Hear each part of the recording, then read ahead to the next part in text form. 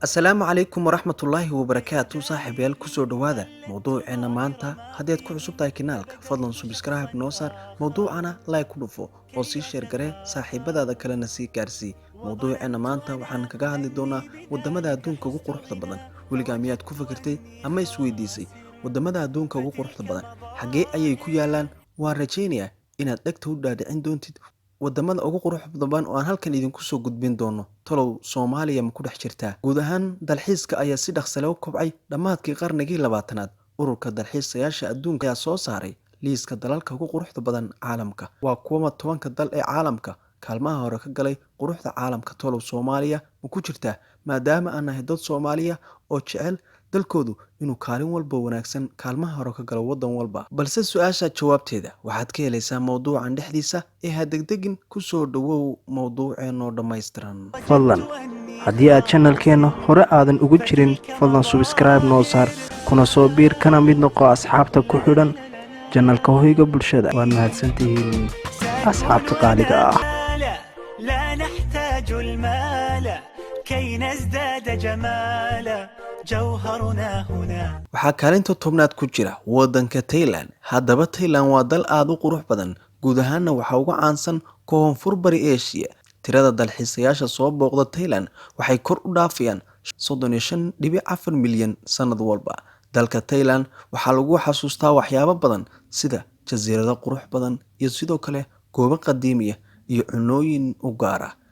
ururka dalxiisayaasha adduunka ayaa aaminsan inay soo booqdaan sanadkii 100 milyan dalkaasi Thailand. waxaa kaalinta 9aad ku jira dalka Jarmalka, waxaana soo booqda 37 milyan dhibic 5 oo qof.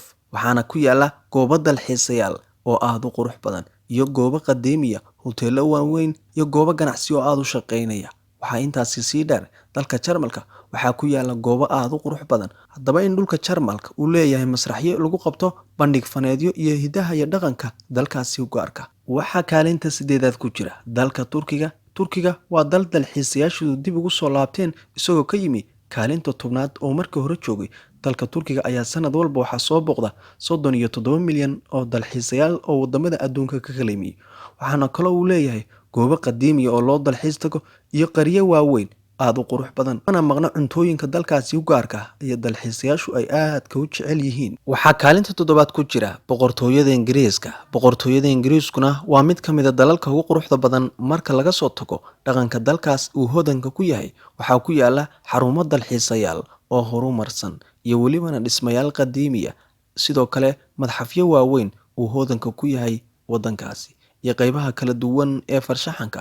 waxaa qiyaastii dalkaasi soo booqda 37 milyan oo ruux. dalkaasi Ingiriiska weeyaane badankooduna waxaa soo jiita London oo leh ana soo jiita goobo dalxiis oo aad u qurux badan sida Big Ben iyo Tower iyo welibana madxafyada kala duwan ee dalkaasi. waxaa kaalinta 6aad ku jira Mexico, wadamada ugu quruxda badan adduunka. waxaana ku yaala goobo aad u qurux badan loo soo dalxiis tago. sanad kasta waxaa soo booqda wadankaasi 39 milyan oo qof. dalka Mexico waxaa ku yaala kaymo aad u qurux badan. waxaa kaalinta 5aad ku jira dalka Talyaaniga. Talyaanigu waa mid ka mid ah dalalka ugu quruxda badan dunida, waxaana sanad kasta soo booqda 58.3 milyan oo qof. soo booqashada dalkaasi Talyaaniga waxay u badan yihiin muddo badan oo sababtoo ah waxaa ku yaala 50 goobood oo qadiimi ah oo loogu talagalay inay dalxiisayaashu soo booqdaan. waxaana kaloo ku yaala qasriyo qadiimi ah iyo sidoo kale oo ay deganaayeen dadkii hore ee barisamaadkii deganaan jiray wadankaasi. kaalinta 4aad ku jira dalka Shiinaha ama liiska dalalka ugu quruxda badan dunida. sababtoo ah isweydaarsiga ganacsiga iyo dhaqanka ganacsiga Shiinaha ayaa ah mid ka mid ah meelaha loogu dalxiis tago adduunka. sidoo kalena meelaha loo dalxiis tago waxaa ka mid ah gidaarka weyn ee Shiinaha iyo macbadka Shailon iyo meelo kale oo aad u qurux badan. waxaana laga yaabaa dalxiisayaasha imanaya dalkaasi sanadaha soo socda inay intan kasii laba jibaarmaan ama kasii bataan. waxaa kaalinta 3aad ku jira dalka Mareykanka. Mareykanku waa mid ka mid ah wadamada ugu quruxda badan adduunka, waxaana soo booqda sanad walba 77 milyan. dhaqamada kala duwan ee dalxiisayaasha u soo baxa wadankaasi waxayna arkayaan goobo waaweyn oo ganacsi iyo sidoo kale moolal cajabinaya waa dalka Mareykanka. waxaa kaalinta 2aad ku jira dalka adduunka ugu quruxda badan dalka Spain, waxaana sanad walba soo booqda 81 milyan oo qof. waxay intooda badani ka soo jeedaan Ingiriiska, Jarmalka, Talyaaniga, Faransiiska, Spain. waxaana sidoo kale ay aada u cajabiyaan dalxiiska Barcelona iyo Madrid iyo Gran. Waxaanu soo gaadhnay kaalintii ugu dambeysay. Waxaa kaalinta koowaad loo faaruqiyey oo galay liiska wadamada ugu quruxda badan adduunka dalka Faransa. alla Faransa cajaa'ib, may Soomaaliya halkan ugu bedelaan. Waxaana soo booqda 86 milyan. dalkan Faransa waxaa ku yaala goobo aad u qurux badan oo loogu talagalay dalxiisayaashu ay booqdaan, waxaana ku yaala 43 meelood oo qadiimiya iyo weliba meelaha ugu quruxda badan qof walba kusoo dhacda markuu maqlo Faransa. talow halkaasi waa halkee? Eiffel Tower oo ku taala magaalada Paris. haddaba daawade waa hubaal inaad jeceshahay dal inaad u dalxiis tagto, balse dalkee jeclaan lahayd?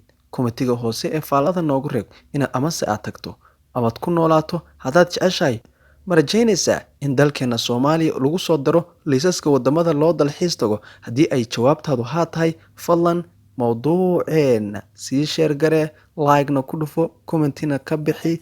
waan rajaynayaa in wadankeena Soomaaliya uu galo kaalmo insha Allah. intaas ayaan kusoo gabagabeynayaa mawduuceeni maanta, 10 wadan ee adduunka ugu quruxda badan oo ay Soomaaliya soo gali weyday, laakiinse waan u rajaynayaa sanadada soo socda inay gasho kaalmaha insha Allah. السلام عليكم ورحمة الله وبركاته. في أمان الله.